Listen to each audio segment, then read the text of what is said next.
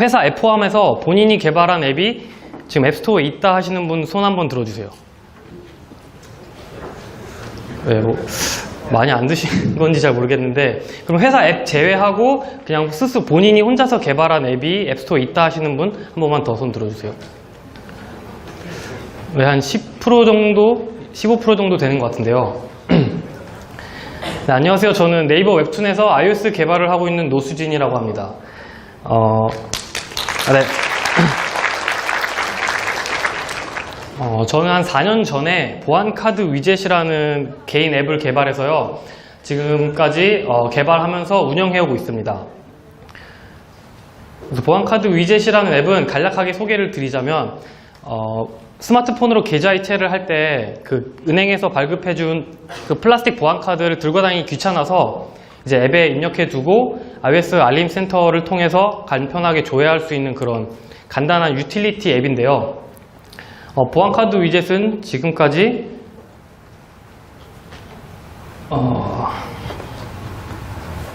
네, 2015년, 2016년, 2017년 올해 앱, 인기 앱에 선정되었었고요. 가장 잘 나갈 때 금융 앱 전체 1위, 그리고 유료 앱 2위, 그리고 총 다운로드는 지금까지 한 6만 1000 다운로드 정도 되고 있고, 별점은 한 4.7점을 유지하고 있습니다. 근데 오늘 할 발표는 보안카드 위젯에 대한 내용은 아니고요. 제가 어떻게 앱을 출시했고, 이것을 어떻게 성장시켰고, 어떻게 지금까지 관리해 왔는지에 대한 내용을 좀 나누고자 합니다. 그래서 먼저 앱 출시 과정을 4단계로 나눠봤는데요. 가장 먼저 이제 아이디어 단계에서 시작을 하게 됩니다. 그리고 만약에 여기서 조금 더 나아가서 실제 개발을 하고 출시를 하게 되면 이제 앱스토어에 저의 앱이 들어가게 되죠. 이제 앱스토어에 출시하고 나면은 초기 사용자들을 모집해야 합니다. 지금 앱스토어에서 유저들이 저절로 제 앱을 찾아서 다운로드 받을 확률은 거의 제로에 가까우니까요. 무조건 제 발품을 팔아서 사용자들을 끌어모아야 합니다. 이제 그러고 나면 정말 만약에 제 앱이 괜찮은 앱이라면 사용자들의 입소문을 타고 이제 점점 더 많은 사용자들이 사용하게 되죠. 사실 이 순간부터가 가장 재밌고 좀 짜릿한 순간인데요. 앱스토어에 좋은 리뷰들이 많이 달리기 시작하고, 이제 사람들이 기능 추가 이메일을 계속 많이 보내기 시작하고요. 또 블로거들이 자발적으로 앱에 리뷰를 해주기도 합니다. 근데 저는 정말 운이 좋게도 이런 4단계를 모두 경험할 수 있었고, 그래서 그 경험을 하면서 사실 프로그래밍 실력 자체보다는 이런 앱을 서비스화하고 제품화하고 그리고 사용자들한테과 커뮤니케이션 하는 이런 것들을 많이 배울 수 있었습니다. 그래서 제가 4년 동안 경험해온 것들 중에서 좀 효과가 있었던 것들, 이제 나누면 좋겠는 것들 위주로 발표를 해보도록 하겠습니다.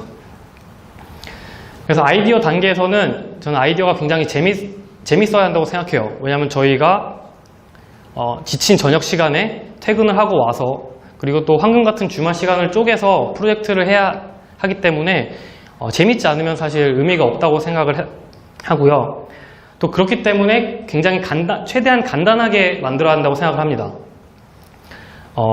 굉장히 러프하게 한 2달, 아무리 길어도 3달 안에는 출시할 수 있어야 된다고 생각을 하고요.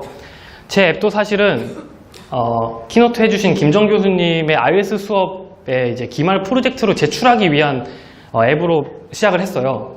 그래서 학기 시작해서 개발을 시작하고 방학하기 전에 한 12월 중순쯤에 출시를 했으니까 저도 한 2달 반 정도 개발을 했다고 볼 수 있습니다. 그리고 앱스토어를 계속 제가 4년 동안 지켜보면서 좀 사람들이 계속 새로운 앱을 시도하고 찾아보고 다운로드 받는다는 것을 좀 발견할 수 있었는데요. 사람들이 새 앱을 다운로드하는 이유가 여러 가지가 있는데 그 중에서 가장 큰 거는 이제 쓰고 있던 앱이 관리되지 않을 때인데요. 이제 지금 제가 하는 말은 이제 대기업의 앱들에는 해당이 되지 않을 수 있어요. 근데 저는 앱스토어에도 대기업들이 먹고 있는 시장과 또 저희가 먹고 있는 골목 상권 같은 그런 두 부류가 있다고 생각을 하거든요. 근데 이제 골목 시장의 앱들은 저희 같은 개인 개발자 혹은 작은 개발사들이 개발을 하고 있기 때문에 이제 몇 년 개발을 하다가 이제 방치되기도 해요. 이제 그럴 때 사람들이 새로운 앱을 다운로드 받고 또 지속적으로 더 이쁘고 기능이 많거나 혹은 더 적은 거를 원하는 사용자도 있고 이제 이럴 때 새로운 앱을 지속적으로 다운로드를 받습니다. 그리고 또 제가 흥미로운 사실을 하나 발견을 했었는데요. 이 그래프는 제 앱의 2015년 1월부터 12월까지의 판매량 그래프예요. 그래서 출시 직후에는 많은 다운로드가 발생하다가 이제 서서히 안정기에 접어들었다가 이제 10월의 어느 날 갑자기 하루 아침에 판매량이 급증을 하게 됐습니다. 근데 이제 이게 대체 왜 이랬나 사실 고민을 크게 할 필요도 없었던 게 바로 이날이 아이폰 출시 날이었어요. 그래서 2015년뿐만이 아니라 2016년, 17년 그리고 올해 불과 지난주에 아이폰이 새로 나왔죠. 그때 항상 이제 평소 판매량보다 이제 많게는 뭐 6, 7배, 적게는 2, 3배까지 판매량이 계속 증가하는 걸 보고 사람들은 계속 새로운 앱을 다운로드 받는다는 것을 좀 캐치할 수 있었습니다. 그래서 마지막으로는 사람들이 새 아이폰을 샀을 때 계속 새로운 앱을 찾아서 또 새 아이폰을 산 만큼 또 신기능이 iOS에 새로운 기능이 적용된 앱 이런 것들을 계속 찾아 나가는 것 같아요. 이제 기획 단계에서는 또 비즈니스 모델을 정해야 하는데요. 사실 비즈니스 모델이 이제 제가 가장 아쉬웠던 부분 중에 하나인데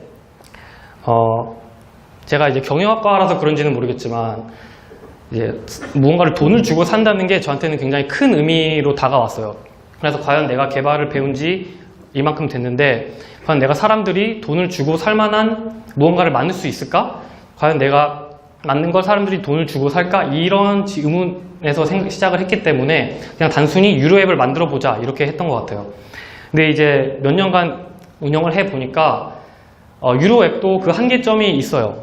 그게 뭐냐면 아무리 많은 사용자들이 내 앱을 열성적으로 자주 사용하더라도 유료 앱 같은 경우에는 유료 앱을 구매할 때 그때 최초에만 수익이 발생하기 때문에 내가 아무리 열심히 업데이트를 하고 또 새로운 기능을 추가하더라도 이제 기존의 사용자들에게는 수익을 낼 수가 없는 거죠. 그래서 사실 1년이 지난 후쯤에는 저도 이제 무료 앱 버전을 출시를 해봤습니다. 그래서 완전히 무료는 아니었고요. 이제 프리미엄이라고 해가지고 제한된 기능의 무료 앱을 출시를 하고 인앱 결제를 하면 이제 기능을 더 풀어주는 그런 무료 앱을 냈었는데 결과적으로는 크게 실패를 했습니다. 근데 제 앱의 특성상 사람들이 그러니까 제 앱을 실행할 이유는 거의 없고 이제 알림센터, 이제 iOS 위젯을 통해서 거의 가장 편리한 기능과 유저 인터랙션이 일어나기 때문에 앱에 달아놓은 이제 광고 수익은 거의 미미했었고요. 또 생각보다 인앱 결제가 많이 이루어지지 않았습니다. 그리고 무엇보다 이제 잘 팔리던 유료 앱의 판매량이 한 절반 가까이 급감을 하는 바람에 이제 몇 달 동안 지켜보다가 결국은 포기를 하고 앱을 내리게 되었습니다. 그래서 기획 단계에서부터 여러분은 그 본인의 앱의 특성에 맞는 비즈니스 모델을 찾아보는 게 정말 좋지 않을까 그렇게 생각을 하고요. 그리고 이제 개발을 하고 나면 앱 심사를 받아야 됩니다. 사실 앱 심사 받는 거는 큰 일은 아니고요. 앱 리젝 받는 게 큰 일이죠. 그래서 앱 리젝 받는 건 피할 수 없는 일인 것 같아요. 그리고 앱 리젝을 몇 번 받다 보면 이제 그러려니 하는 것도 생기는 것 같고요. 앱 리젝에는 크게 두 가지가 있는데요. 그냥 리젝트가 있고 메타데이터 리젝트가 있습니다. 그냥 리젝트 같은 경우에는 기능상의 문제가 생겨서 앱 코드를 고쳐서 새 빌드를 올려야 하는 경우고 이제 메타데이터 리젝트 같은 경우에는 앱스토어 정보, 뭐 앱 소개 글이라든지 아니면 스크린샷 같은 데 문제가 생겨서 그거를 고쳐서 이제 올리면 되는 문제입니다. 그리고 한 가지 사실 리젝트 당했을 때 이의 제기를 신청할 수 있어요. 근데 제가 그래서 처음에는 저도 이해할 수 없는 리젝을 받는다든지 그러면 좀 저도 오기가 있고 좀 화도 나니까 이의 제기를 몇 번 했었어요. 한 두세 번 했었는데 사실 한 번도 먹히지 않았고요. 그래서 제 생각에는 그냥 이 리젝을 받으면 이의 제기하지 마시고 고치라는 대로 고쳐서 제출하는 방법이 그 통과하는 가장 빠른 방법 방법이라는 거를 좀 깨달았습니다. 이제 앱을 출시하고 나면 사용자들을 모으기 시작해야 하는데요. 저는 이제 아직도 제 앱이 심사가 통과돼서 처음 앱스토어에 올라가던 그때 새벽을 잊지 못해요. 한국 시간으로, 그 앱 심사는 한국 시간으로는 새벽 시간대에 이루어지기 때문에 대부분은 새벽에 통과가 되거든요. 그래서 자다가 어쩌다가 눈을 떠서 핸드폰 알람을 확인하고 나니까 앱 통과가 됐다는 메시지가 와 있었어요. 그래서 부랴부랴 눈을 떠서 막 소개 동영상을 찍고 소개 글을 막 적고 나서 이제 인터넷 커뮤니티에 막 홍보를 하기 시작했어요. 뭐 몇만 명이 모여있는 페이스북 그룹에도 홍보를 하고, 이제 네이버 카페에 뭐 아사모라든지 뭐 맥북이, 뭐 개발자 카페 맥북이, 그리고 뭐 클리앙 이런 곳에 아이폰 유저들이 모여 있다고 생각되는 곳에 막 열심히 뿌렸고, 이제 실시간으로 막 댓글이 달리면 또 대댓글도 달았고요. 또 며칠 뒤에 글이 밀려났다 싶으면 또 올려서 계속 이제 노출을 시켰습니다. 이런 식으로 며칠을 하고 나니까 이제 제 앱이 서서히 그 앱스토어 순위에 오르더라고요. 그 앱스토어 순위에 오르고 나니까 제가 이제 수동으로 글을 올리는 걸 하지 않아도 어느 정도 일정 다운로드가 발생하기 시작했어요. 그래서 이제 수익이 어느 정도 나기 시작해서 저도 이제 페이스북 유료 광고를 해봐야겠다 생각을 해서 처음에는 이제 10만 원 정도 페이스북 유료 광고를 돌렸습니다. 이제 돌리고 10만 원을 다 쓰고 이제 결과를 보니까 한 유저를 다운로드를 시키는데 제가 평균적으로 한 1,500원을 썼더라고요. 제 앱은 1달러거든요. 그래서 앱은 그리고 저한테 이제 수익으로 돌아오는 거는 70%니까 한 0.7달러 정도 되죠. 그럼 이제 그것만 놓고 봤을 때 제가 한 유저가 광고를 통해서 들어올 때마다 저는 700~800원을 손해를 보고 있었던 거죠. 그래서 뭐 이건 경영학과가 아니더라도 다 손해보는 장사라는 걸 알 수 있잖아요. 그래서 이거 손해보는 장사다라고 생각했는데 다시 좀 더 곰곰이 생각해 보니까 개인 개발자인 저로서는 그 유료 광고보다는 앱스토어 순위를 유지하는 것이 가장 효과가 좋은 마케팅이라고 생각을 했어요. 그래서 비록 페이스북 광고를 돌리면 손해를 보지만 이제 그 다운로드로 인해서 제 앱스토어 순위가 유지가 되거나 또 상승을 하면 이제 그게 또 그 마케팅 효과를 낳는다고 생각을 해서 비록 손해는 보더라도 좀 추가적으로 더 광고를 집행을 했었습니다. 그래서 정확히는 기억이 안 나는데 총 한 40~50만 원 정도는 더 페이스북 마케팅 광고에 사용을 한 것 같아요. 이제 또 그렇게 몇 달을 계속 그렇게 하다 보니까 네이버에 제 앱을 검색을 해봤거든요. 근데 이제 제 앱을 리뷰해 주신 블로거 분들이 몇 분 계시더라고요. 그래서 이제 그 블로거 분들을 어떻게 도와줄 방법이 없을까 생각을 하다가 그분들에게 프로모 코드를 나눠드리기로 했어요. 그래서 제 앱을 무료로 다운로드 받을 수 있는 프로모 코드를 이제 발급받아서 나눠드리고 또 커뮤니티에도 뿌리고 이렇게 하는데, 사실 그걸 그냥 복붙해서 글에 옮기면 그걸 받아 쓰는 사람들은 굉장히 불편하거든요. 이게 사용된 건지 안 된 건지 일일이 하나씩 다 써봐야 되고, 그래서 이제 그거를 도와주는 사이트를 이용했었는데요. 엄밀히 말하면 제가 썼던 사이트는 이미 폐지돼서 없었고 지금 최근에 검색하니까 이렇게 더 좋은 게 있더라고요. 그래서 리딤코라는 사이트인데 저의 프로모 코드를 입력해 두면 이제 그 링크를 하나 줘요. 이제 그 링크를 제가 블로거나 아니면 커뮤니티에 뿌리면은 이제 자판기처럼 이렇게 코드를 하나씩 뿌려주는 이렇게 간단하지만 좀 유용한 사이트를 이용을 제가 해서 도움을 많이 받았습니다. 그리고 이제 출시를 하고 사람들이 점점 모이기 시작을 하면은 유저들과 소통할 일이 점점 많아져요. 그 유저들이 저에게 피드백을 주는 건 여러 가지가 있는데 뭐 기능 추가를 하시기도 하고 또 뭐 버그 리포팅을 하시기도 하고 또 뭐 개선점을 알려주시기도 하고 또 사용법을 물어보기도 하고요. 그리고 때로는 그냥 너무 잘 쓰고 있다고 이제 감사 메일을 보내주시기도 하고 또 몇 분은 기프티콘을 보내주신 분도 있어요. 그리고 이제 딱 한 분 제가 기억나는 분이 있는데 저를 그려주셨어요. 근데 이분은 제 이름도 모르고 제 얼굴도 본 적도 없고요. 그냥 심심하셨던 것 같아요. 그냥 저를 상상하면서 그렸다고 이렇게 보내주셔가지고 정말 너무 감사한 마음에 계속 이렇게 보관을 하고 있습니다. 네, 그래서 다시 돌아와서 유저들과 소통하는 채널을 잘 운영하는 게 중요한데요. 저 같은 경우에는 먼저 페이스북 페이지를 만들었어요. 그래서 페이스북 페이지는 좋은 게 그 앱 서포트 URL로 사용할 수도 있고 또 페이스북 메신저를 통해서 사용자들한테 피드백을 받을 수 있기 때문에 약간 일석이조의 효과가 있습니다. 그리고 모두가 또 페이스북을 쓰는 게 아니니까 다른 채널도 운영을 해야 돼서 저는 이제 지메일 앱 전용 지메일 계정을 만들어 가지고 이메일로도 피드백을 받았는데요. 이메일을 사용하는 방법은 크게 두 가지가 있습니다. 메시지 UI 프레임워크에 있는 MF 메일 컴포즈 뷰 컨트롤러를 사용하면 제 앱을 떠나지 않고 바로 저한테 피드백을 보낼 수 있는데요.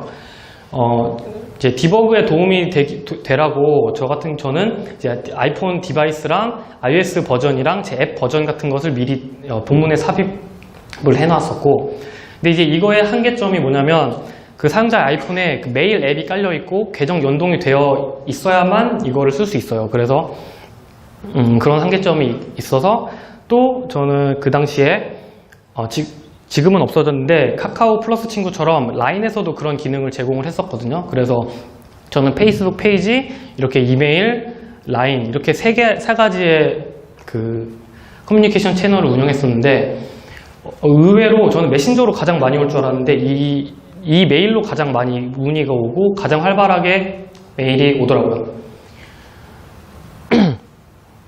그리고 또 메일코어2라는 라이브러리를 쓰면은 그 별도의 UI 없이 그냥 이메일 프로토콜을 바로 코드로 사용을 해서 원하는 계정으로 원하는 곳으로 이렇게 이메일을 보낼 수 있습니다. 그리고 또 저는 그 업데이트 노트도 중요한 커뮤니케이션 채널로 사용을 했는데요. 유저들 굉장히 상세하게 작성을 했고 또 많은 유저들에게 도움이 될 만한 내용들을 포함을 했습니다. 그리고 이제 메이저 업데이트를 하고 나면은 이제 종종 핫픽스를 나가야 될 때가 있어요. 근데 이제 메이저 업데이트와 핫픽스 사이에 그 기간이 굉장히 짧기 때문에 메이저 업데이트 노트를 보지 못한 분이 많을 것 같아서 그 핫픽스가 나갈 때는 항상 그 오른쪽에 보시는 것처럼 메이저 업데이트 노트도 포함을 하고 핫픽스 버전도 포함을 하는 식으로 운영을 했습니다. 그리고 이제 또 작년인가요? 재작년부터 앱스토어 리뷰에도 개발자가 답변을 다룰 수 있게 됐죠. 이건 마치 카톡 아이패드가 최근에야 나온 것처럼 이것도 정말 오랫동안 개발자들이 원했던 기능인데 좀 늦게 나와서 의아했었던 기억이 납니다. 그래서 이제 이렇게 많은 사용자들이 쓰고 또 사용자들이 늘어나기 시작하면 기능 요구가 많이 들어오기 때문에 열심히 개발을 하게 돼요. 그래서 이게 가장 재밌기도 하고 가장 힘들기도 한 일인데 어떤 기능을 추가를 할 거고 어디까지 의견을 수용하고 또 UI, UX는 어떻게 바꿔나갈지 계속 끊임없이 고민해야 돼요. 근데 정말 답이 없는 고민인 것 같고요. 근데 이제 그렇게 개발을 하다 보면은 일어나지 않았으면 좋겠는 일도 일어납니다. 업데이트가 나갔는데 심각한 버그가 있어서 많은 사용자들이 사용에 불편함을 겪고 이제 일별 테러를 당하고 막 이메일이 들어와요. 그럼 이제 핫픽스가 나가야겠죠. 그래서 그럴 경우에는 이제 긴급 리뷰를 활용할 수 있습니다. 나 때는 말이야 이런 말을 하면은 이제 꼰대라고 그러던데 정말 저 때는요 리뷰가 한 최소 7일이 걸렸어요. 그래서 그 웨이팅 포 리뷰 기간만 한 7, 8일이 걸리던 시절이어서 이제 그 기간 동안 문제가 있는 앱이 스토어에 있는 건 진짜 말이 안 되잖아요. 그래서 저는 긴급 리뷰로 정말 시간이 잘 맞으면 몇 시간 만에 되기도 하고 아무리 못해도 하루 만에 이제 리뷰를 통과받는데요. 이제 그럴 만한 사유를 잘 작성을 하면 애플에서 검토를 해서 긴급 리뷰를 통과시켜 줍니다. 그리고 또 가끔은 문제가 있는 건 아니지만 그냥 단지 유저들이 제 앱을 싫어할 때도 많아요. 뭐 반말은 욕도 아니고요. 거지 같다. 뭐 디자인한 사람은 죽었냐. 뭐 이런. 그래서 이제 이런 앞서 말씀드렸듯이 이제 유저의 피드백을 어디까지 수용을 하고 또 어느 정도는 또 제가 원하는 방향도 있잖아요. 그래서 그것도 추구해야 하고, 그래서 또 당장은 저항이 있지만 또 개발자로서 이 방향이 맞다라고 생각하는 것은 적당히 미뤄야 할 때도 있고, 계속 이런 부분을 타협을 해 나가면서 개발을 할 때 이제 유저들이랑 소통하는 게 정말 중요하다고 생각을 합니다. 그리고 이제 마지막으로 앱스토어 리뷰 관리에 대한 말을 하고 싶은데요. 앞서 말씀드렸듯이 저희는 골목 상권이잖아요. 그 골목 상권에서는 리뷰가 정말 중요해요. 왜냐면 대기업이 만든 앱들은, 뭐 네이버나 카카오가 만든 앱들은 사람들이 어느 정도 그 품질이 보증된다는 걸 알고 있어요. 하지만 제가 만든 앱은 그 사람들이 노수준이 누군지 알아요. 이 앱이 얼만큼 내가 원하는 기능을 만족시켜줄지 알 수 없기 때문에 리뷰만큼 중요한 게 없거든요. 그래서 앱텐티브라는 이제 모바일 앱 마케팅 컨설팅 업체가 한 설문조사에 따르면 앱이 산별일 경우에는 사람들이 앱을 다운로드를 받겠다도 아니고 받는 걸 고려해 보겠다거든요. 근데 이게 4별만 되더라도 그 비율이 96%로 올라가고요. 5별이 되면 한 99%가 됩니다. 그래서 이 3별과 4별 사이의 격차가 굉장히 크기 때문에 저는 4별을 유지하는 거를 굉장히 중요한 목표로 삼고 운영을 해왔습니다. 당연히 좋은 리뷰를 받으려면 앱이 당연히 좋아야겠죠. 사용자들에게 도움을 주는 앱이어야 할 테고. 근데 이제 그것만으로는 부족합니다. 그래서 조금 더 노력을 해야 하는데요. 그 이유는 긍정적인 경험을 한 사람보다는 부정적인 경험을 한 사람이 당장 앱스토어로 달려가서 1별을 줄 확률이 높아요. 그 분노 때문에 그런 거겠죠. 그렇기 때문에 적절한 순간에 제 앱을 평가해 주시겠습니까? 그 팝업을 적절하게 띄워줘야 하고, 또 불편함을 겪었을 것 같은 사람은 앱스토어에 달려가지 않고 저한테 차라리 이메일을 보낼 수 있게 그런 이메일 보내는 피드백 창구를 접근성 좋은 곳에 놓는다든지 이런 노력들이 좀 필요한 것 같습니다.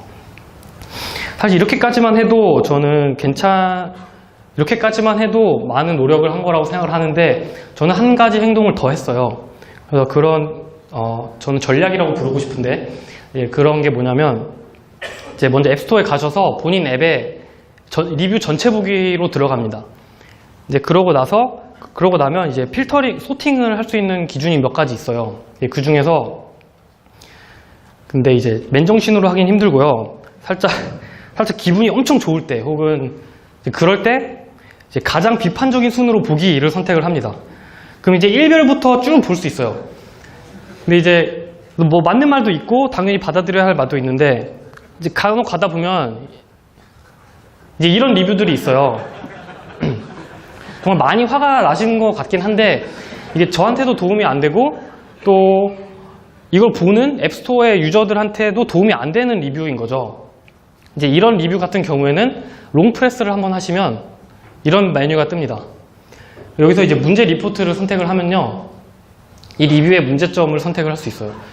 이거는 이제 애플이 공식적으로 신고를 허용해 주는 그런 내용이니까요. 보면은 공격적인 내용을 담고 있든지 주제와 연관이 없든지, 뭐 주제와 연관이 없는 것은 예를 들어서 뭐 갑자기 다른 앱이 더 낫다, 뭐 이 앱을 쓰세요, 이런 리뷰도 있거든요. 이제 그런 것 같은 경우에는 제 앱에 대한 리뷰가 아니니까 저는 그런 거는 연관이 없다, 이렇게 리포트를 했었고요. 스팸이거나 혹은 기타 뭐 이런 거 선택을 해서 사유를 좀 적어서 리포트를 하면 제 경험상 이제 애플 관계자분들이 이제 검토를 하시는 것 같아요. 그래서 한 2, 3일 내로 이게 타당하다 그러면은 앱이 이게 삭제가 되더라고요. 그 리뷰가 삭제가 되더라고요. 그래서 사실 지금은 그 별점이 다 누적이 되지만, 또 제가 한창 이걸 개발했던 시절에는 업데이트를 할 때마다 별점이 리셋이 됐어요. 그래서 그 초기에는 그 1별짜리 리뷰 하나가 이게 제 앱이 4별이 되느냐 2별이 되느냐를 가르는 요소가 됐기 때문에 약간 이런 거만 신경을 써서 삭제하더라도 제 앱이 앱스토어에서 4별이 되고, 물론 전체 리뷰는 당연히 항상 4별이었는데 이제 그 업데이트일 때만 낮아지면 이제 악영향을 미칠 것 같아서 이제 이런 요런 전략도 제가 취했었습니다. 네, 그래서 앱을 출시하고 이제 유저를 모으고 수익화하는 과정은 진짜 쉽지는 않은 것 같아요. 그렇지만 이제 개인 시간을 쪼개서 프로젝트를 하고 사용자들이 많이 모이고 또 기능 추가를 요청하고 그들이 원하는 것을 만들어주는 이런 경험 자체가 저는 앱 개발자로서 굉장히 큰 보람을 느꼈던 순간들인 것 같고 순간들이었던 것 같습니다. 네. 그래서 발표가 끝난 후에도 혹시 저한테 궁금한 것이 있거나 아니면 궁금한 것이 있으시면 언제든지 편하게 오셔서 말 걸어주시면 좋을 것 같아요. 감사합니다.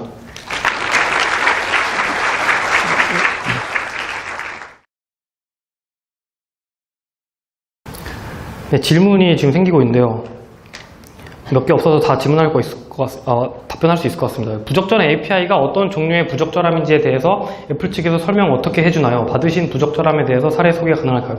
네, 굉장히 애플이 근거도 제시를 하고요. 그 가이드라인 몇 조 몇 항 그리고 어떻게 해라 이렇게 명확히 알려줍니다. 뭐 예를 들어서 저 같은 경우에는 메타데이터 리젝을 좀 많이 당했었는데 소개 동영상을 찍었는데 거기에 제 아이폰 홈 화면이 나왔는데 거기에 다른 애플 앱 아이콘들이 보였다. 이제 이런 것도 리젝을 당했었고 그래서 그런 걸 없애야 된다. 그런 거를 이제 명확히 알려줍니다. 그리고 앱스토어 2위 할 때 대략적인 수익은 어느 정도인데 수익 같은 것도 사실 숨기려고 한 게 아니고 다 하려고 했는데 그 시간 관계상 다 못한 게 있어서 좀 말씀을 드리면 앱스토어 2위 할 때는 제 하루 그 다운로드가 한 150 다운로드 정도 죄송해요. 150, 200 다운로드 정도 됐었습니다. 그랬었고 나이는 29살이고요. 서버는 사용하지 않습니다. 서버는 사용하지 않고 이제 백업 기능이 있는데 저는 백업 기능은 아이클라우드 드라이브로 그러니까 키체인으로 암호화한 거를 아이클라우드 드라이브로 백업하는 방식을 사용했었고요. 스토어킷에서 제공하는 리뷰 기능을 안 쓰고 메일로 수집. 스토어킷에서 제공하는 리뷰 기능이 그 별점 리뷰해주는 그 팝업을 말씀하시는 거라면 그걸 쓰고 있습니다. 월 수입은요, 그러니까 출시하고 한 3달 내로 가장 많이 팔렸던 달이 최고 500만 원이었고, 지금 현재는 그냥 한 달에 20만 원, 30만 원 정도 지금 들어오고 있습니다. 앱 가격은 어느 정도? 근데 사실 이것도 정말 저의 스토리가 하나 있긴 한데, 제가 지금 1달러인데 2달러로 한번 올렸었다가 된통 당한 적이 있어요. 다운로드가 너무 줄어들어서 부랴부랴 내렸었는데, 이런 것도 진짜 그 앱, 저희 골목 상권이니까 옆집이 파는 가격이 딱 적당한 것 같아요. 그게 시장 가격이거든요. 경영학도에서 개발하시게 된 계기는, 저 그냥 이제 IT 쪽에 관심이 생겨서 개발을 한번 배워보겠다 해서 배웠습니다. 최초가 아닌 업데이트 시에도 리젝이 자주 됩니다. 네. 앱 개발 사이드 프로젝트의 허들은 아까 말씀드렸듯이 앱을 출시해서 한번 팔아보고 싶다에 대한 욕구 플러스 이제 과제로 생각했기 때문에 무조건 해야겠다 이런 것들이 반반 있었던 것 같습니다. 사업자 등록은 안 했고요. 좀 그냥 개인 개발자이기 때문에 사업자 등록증은 없고, 봉인 명의로 수입을 내는 거는 이제 사실 어렵다는 게 어떤 의미인지 모르겠는데 출시를 하면 됐죠. 네, 개인 프로젝트는 말씀드렸듯이 퇴근하고 저녁 시간대 혹은 주말에 짬짬이 내서 했었습니다. 네, 도박 관련 앱은 저도 잘 모르겠어가지고 답변을 드릴 수 없고, 이제 마지막 질문 받을게요. 앱 디자인은 어떻게 해결하셨나요? 앱은 이제 큰 UX는 저가 이제 구상을 했고, 이제 앱 리소스를 만들어주는 친구가 있어요. 그래서 그 디자이너 친구랑 같이 사실 개발을 했고, 이제 그 친구랑은 수익 쉐어를 하고 있습니다. 네, 감사합니다.